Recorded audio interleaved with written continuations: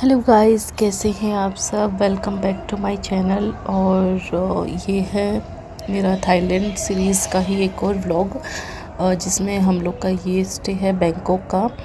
और आज हमारा यहाँ पे है डे 2 और बैंकॉक में हमारा सेकंड डे था। और आज का हमारा जो विज़िट था वो आई थिंक फ़र्स्ट हाफ़ पूरा ही कवर हो गया था। इसमें हम लोग सुबह अर्ली ही हमें निकलना था और आज हम लोग देखने जा रहे थे यहाँ का ग्रैंड पैलेस। और इसका मैं आपको फुल टूर देती हूँ। बहुत ही सुंदर बना हुआ था।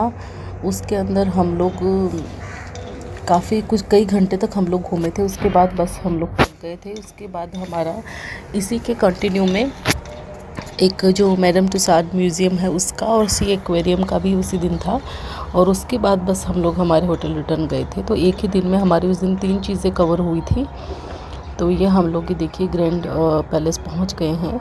और ये हमारा जो टूर था ये शेयरिंग में नहीं था, ये हमारा प्राइवेट टूर था। आई डोंट नो किस रीज़न से, शायद उस दिन हमारे ट्रेवल एजेंट के और कोई नहीं होंगे पर्सन। तो ये हम लोग का प्राइवेट ही टैक्सी आई थी जो हमें दोनों जगह लेकर गई थी। तो ये काफ़ी ह्यूज बना हुआ है, बहुत बड़े एरिया में बना हुआ है। और यहाँ का एक जो सबसे बड़ा रूल था वो ये था कि यहाँ पे फुल क्लोथिंग अलाउड थी। आप शॉर्ट्स स्कर्ट्स इन सब में नहीं जा सकते। और इसके रिगार्डिंग अंदर इन लोगों ने एक होर्डिंग भी लगा रखी है, वो भी मैं आपको आगे दिखाऊंगी। बट हम लोग तो जैसे थाईलैंड का जब हम लोगों ने हमारा ट्रिप प्लान किया था उसी टाइम पे हम लोगों ने इसका थोड़ा सर्च कर लिया था, लाइक कुछ गूगल पर यूट्यूब पे दूसरे वीडियोस वगैरह देखकर। तो हम लोगों को तो इसका आइडिया था। इस वजह से हम लोग, जैसे मैं, मेरे हस्बैंड, मेरा बेटा, हम तीनों ही फुल पैंट्स वगैरह में आए थे ऑलरेडी। बाकी हम लोग अच्छा, जब हम लोग रास्ते पे थे तब मेरे ट्रैवल एजेंट का भी कॉल आया था इसके रिगार्डिंग कि हम लोगों ने अब उनके मैंने जो मेरी जो पैंट थी वो थोड़ा बेज कलर में, लाइक स्किन कलर में थी। तो जो ड्राइवर था हमारा कैब ड्राइवर, उसको ऐसा लगा कि शायद मैंने शॉर्ट्स पहने हैं। तो उसने मेरे ट्रैवल एजेंट को कॉल किया। ट्रैवल एजेंट ने मुझे फ़ोन किया कि अगर आपने शॉर्ट्स पहने तो आप वापस प्लीज़ होटल जाके चेंज कर लीजिए। मैंने बोला नहीं, हमें इसका आइडिया था कि ग्रैंड पैलेस में शॉर्ट्स अलाउड नहीं है। ये हम लोग एंटर किए और जो टैक्सी वाला था उसने वहीं कहीं पे पार्क करी थी आई थिंक अपनी कैब को। तो ये पूरा इसका एंट्रेंस है जो शायद बेसमेंट में से जाकर फिर बना हुआ है कुछ इस टाइप से। तो बहुत ही सुंदर इसकी एंट्रेंस बनी हुई थी। और ये हम लोग वापस से ऊपर ग्राउंड फ्लोर पे जा रहे हैं। तो इस ब्लॉग को कंटिन्यू करते हैं। बस यहाँ तक वो हमें ड्रॉप कर गया था। उसके बाद आगे उसने बोला था कि इसके आगे आप लोग खुद से चले जाइए। ये इतना इसने हमें गाइड कर दिया था कि हमें कहाँ से एंटर करना है, कैसे क्या। वो यहीं तक हमें ड्रॉप कर फिर वो चला गया था। तो ये यहाँ पे थे जो कुछ लोग यहाँ पे रुककर प्रेयर कर रहे थे। तो इनका हमें सिस्टम नहीं पता। और ये देखिए प्रोहिबिटेड आउटफिट्स यहाँ पे लिखे हुए कि किस टाइप के आउटफिट्स यहाँ डिसअलाउड है। और बट थैंकफुली हम लोग तो पहले से ही जो यहाँ पे जो भी परमिटेड आउटफिट्स है वो पहन कर आए थे। और ये देखिए इसमें बता रखा है क्या क्या परमिटेड है, क्या क्या परमिटेड नहीं है। और इसका ओपनिंग क्लोजिंग टाइम भी सब लिखा हुआ है। ड्रेस कोड का पूरा इन लोगों ने इंस्ट्रक्शंस दे रखा है जो इस प्लेस का डेकोरम बना के रखे।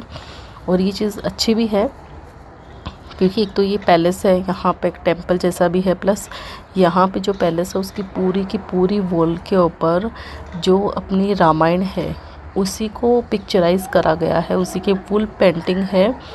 और पेंटिंग भी ऐसी है जैसे मतलब थोड़ा सा आपको दिखने में डिफरेंट लगेगा।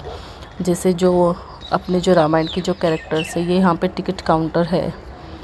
अपने जो रामायण की जो कैरेक्टर्स है वो आपको फेस वाइज थोड़े से डिफरेंट लगेंगे। जैसे चाहे हनुमान जी है, राम जी है जो राक्षस है, बट फिर भी चूँकि अगर आपको रामायण की पूरी स्टोरी पता है तो आप इजीली इनकी पेंटिंग में रिकॉग्नाइज़ कर पाएंगे कि ये कौन सा कैरेक्टर है और ये कौन सी स्टोरी को इन्होंने यहाँ पे पिक्चराइज़ किया है। ये देखिए कितना ही ब्यूटीफुली प्लेस बना हुआ है।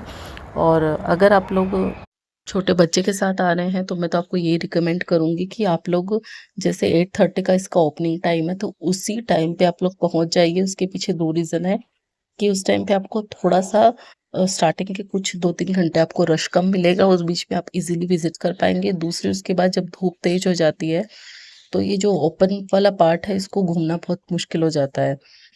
तो ये चलिए इसका अपन टूर स्टार्ट करते हैं। इसमें कुछ जो पेंटिंग्स बनी हुई है इसके ऊपर कहीं कहीं पे ऐसे आपको दिखेगा कि गोल्ड का है। जैसे अभी मुझे नहीं पता कि वो जस्ट एक गोल्डन कलर है कि फॉइल है, रियल गोल्ड है, नो क्लू। बट इनकी पेंटिंग में जगह जगह आपको गोल्डन हाइलाइट्स देखने को मिलेगी। तो ये भी आपको मोस्टली मैंने इसमें मुझे लगता है मेजरली सारी ही पेंटिंग्स कवर करी है, कुछ कुछ छोड़ी है, बाकी सब शॉर्ट में कवर। अदरवाइज एकदम 100% दिखाती तो वो व्लॉग बहुत ही लंबा हो जाता। बट फिर भी आप देखिए। और दूसरी बात, जो ये जितना रियल में जितना ब्यूटीफुल था ना उतना आपको मेरे व्लॉग में नहीं फील होगा, क्योंकि इसकी रियल ब्यूटी शायद मेरा कैमरा नहीं कैप्चर कर पा रहा था। बट ये एक्चुअली में बहुत सुंदर बना हुआ था। अगर आप लोग भी थाईलैंड आ रहे हैं तो मैं ये बोलूँगी कि ये एक मस्ट विजिट प्लेस है। यहाँ के लोग भी भगवान राम को मानते हैं, अपनी रामायण को मानते हैं। तो ये सब देखकर ही बहुत अच्छा लगा कि चलो कोई इंडिया के अलावा और भी इसी एक डेडिकेटेड फुल कंट्री ही है जो इन सब चीज़ों को मानती है। अदरवाइज इंडियन ओरिजिन के लोग तो जो जहाँ बसे हैं वो तो मानते ही हैं, बट ये पूरी कंट्री ही इस तरह से इनकी जो परसेप्शन है वो अपने जैसा है, ये देखकर अच्छा लगा। तो ये मैं कई की जगह पॉइंट आउट कर रही हूँ जहाँ जहाँ अगर आप रिकॉग्नाइज कर पाएँ कि ये रामायण के कौन कौन से कैरेक्टर है, कौन सी स्टोरीज है, तो मुझे कमेंट कीजिएगा नीचे। और अभी आप इसको पूरा पैलेस को एंजॉय कीजिए।